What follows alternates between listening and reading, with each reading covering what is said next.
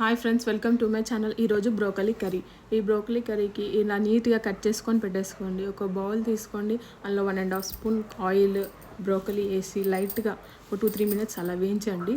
వేయించిన తర్వాత ఒక బౌల్లోకి తీసేసుకొని అదే బౌల్లో 1.5 స్పూన్ ఆయిల్ అండ్ ఆవాలు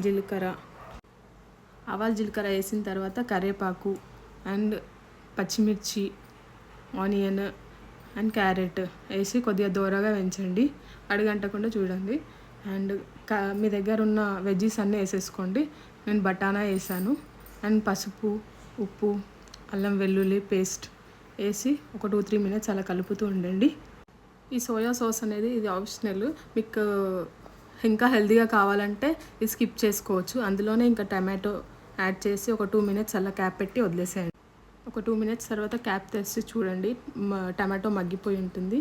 అండ్ అందులో కారం అండ్ ఒకసారి కలిపేసుకొని అందులో కొద్దిగా బ్రోకలీ ముందుగానే వేయించి పెట్టుకున్న బ్రోకలీ వేసేసి ఒక 2 మినిట్స్ కలపండి. అందులో 1.5 కప్ వాటర్ వేసి ఒక 5 మినిట్స్ అలా వేగాక ఇది ఉడికిన తర్వాత ధనియా పౌడర్, ఇది హెల్త్కి చాలా మంచిది. ఇది ఆస్తమా ఉన్న వాళ్ళకి, లేడీస్కి చాలా హెల్ప్ చేస్తుంది. Thank you for watching. లాస్ట్లో కొత్తిమీర వేసి గార్నిష్ చేయండి.